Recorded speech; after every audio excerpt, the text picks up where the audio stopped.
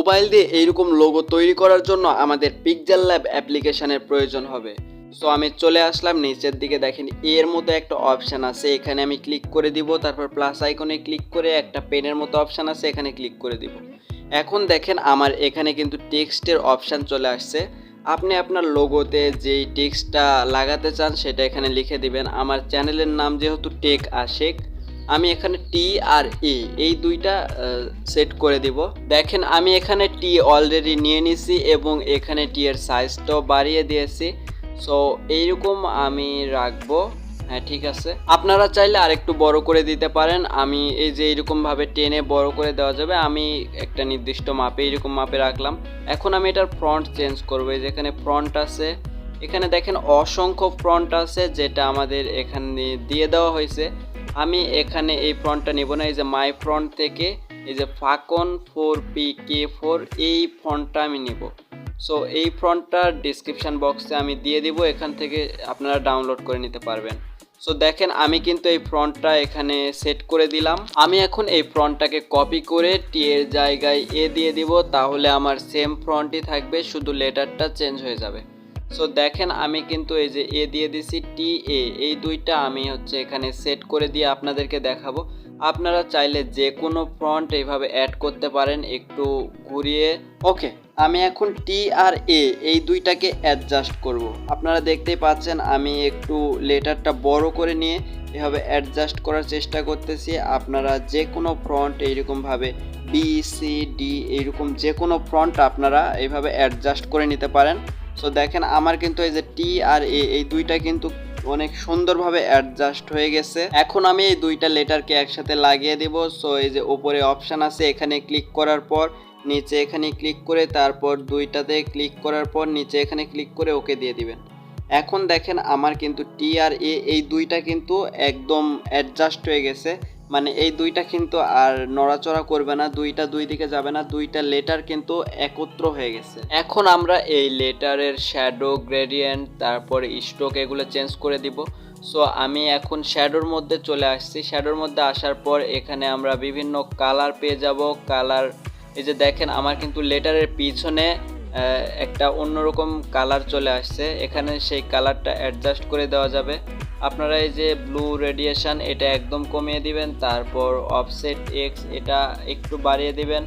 তাহলে আপনারা যদি অফসেট ওয়াই বাড়িয়ে দেন তাহলে আপনাদের বাম পাশের দিকে কালারটা আসবে, আর যদি আপনারা অফসেট এক্স বাড়িয়ে দেন তাহলে ডান পাশের দিকে কালারটা গ্রো করবে, মানে দেখা যাবে। সো এখন আমি দেখেন এই যে এখান থেকে এটারও বাড়িয়ে দিলাম, এটা একদম কমিয়ে দিব। তারপরে এই যে দেখেন এইরকমভাবে কিন্তু আপনারা বিভিন্ন কালার দিতে পারেন একটা লেটারের মধ্যেই। আচ্ছা, আমরা এটাকে এইরকমভাবেই রাখি। এখন আমরা এটা হচ্ছে এমবস, এটাকে আমরা একদম এটা 300 রেখে দিব। হ্যাঁ, 300 রেখে দিলে এখন দেখেন আমাদের কিন্তু একটা অন্যরকম একটা লুক চলে আসছে। এই যে দেখেন একদম কালারও চেঞ্জ হয়ে যাচ্ছে, তারপর একদম সিলভার কালারের মতো মনে হচ্ছে, আর অনেকটা 3D টেক্সটের মতো মনে হচ্ছে। সো আমি এইটাকে এইরকমভাবে মাতব্বরি করে এইরকম কমে বাড়িয়ে দিলাম। এখন আমি এটাকে এই টেক্সটার একটা ভিতরে একটা টেক্সচার লাগাবো মানে একটা ছবি লাগাবো। সো এখানে কিন্তু আপনি একটা অপশান পেয়ে যাবেন এই যে টেক্সচার নামে, একটু নিচের দিকে এই যে টেক্সচার নামে একটা অপশান পেয়ে যাবেন। এখানে ক্লিক করার পর এই যে ছবির উপরে ক্লিক করে দিবেন। এখন দেখেন আমাদের কিন্তু গ্যালারির মধ্যে নিয়ে চলে আসছে। সো এখান থেকে একটা ফটো আপনারা এখানে সেট করে দিবেন, যেই ফটোটা আমি আমার ভিডিওর ডিসক্রিপশান বক্সে দিয়ে দিব। সো এই যে সিলভার কালারের যে ফটোটা, এই ফটোটা আমি এখানে অ্যাড করে দিব। এখন দেখেন এটা কতটা মানে আকর্ষণীয় লাগছে দেখতে, একটা লোগো মানে প্রফেশনাল লোগোর মতোই লাগছে। এখন আমরা এটা শেপের উপরে ক্লিক করে দিয়ে এই বৃত্তটা নেব। নেওয়ার পর আমরা এটার মানে এই লোগোর চারিপাশ দিয়ে বৃত্তটা দিব এরকম। সো আমি এটার অপাসিটিটা কমিয়ে দিলাম আর স্ট্রোকটা বাড়িয়ে দিলাম। এখন দেখেন আমার কিন্তু বৃত্তর মতো একটা হয়ে যাচ্ছে।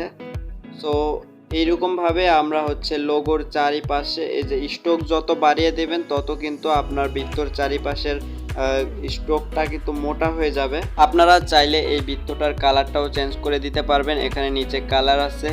সো আমি এই বৃত্তটাকেও এই লোগোর মতো সিলভার কালার দিয়ে দিব।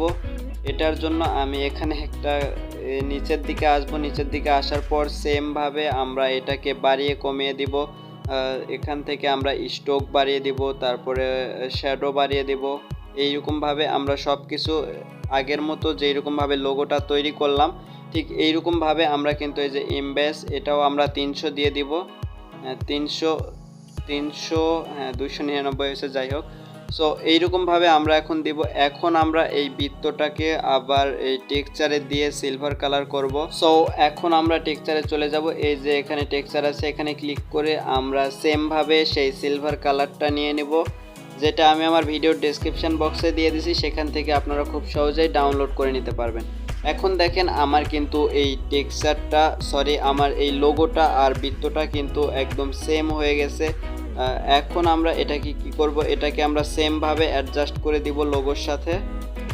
ওকে, এখন দেখেন আমার কিন্তু দুইটা অ্যাডজাস্ট হয়ে গেছে।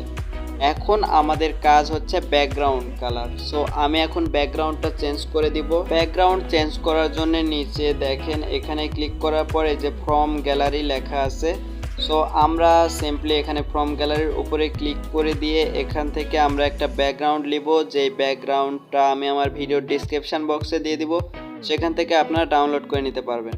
সো এই যে ব্ল্যাক কালারের যে ব্যাকগ্রাউন্ডটা আপনারা দেখতে পাচ্ছেন, এটা কিন্তু আমি এখানে সেট করে দিব। এটা অনেকটা সুন্দর লাগবে, অনেকটা আকর্ষণীয় লাগবে এটা দেখতে।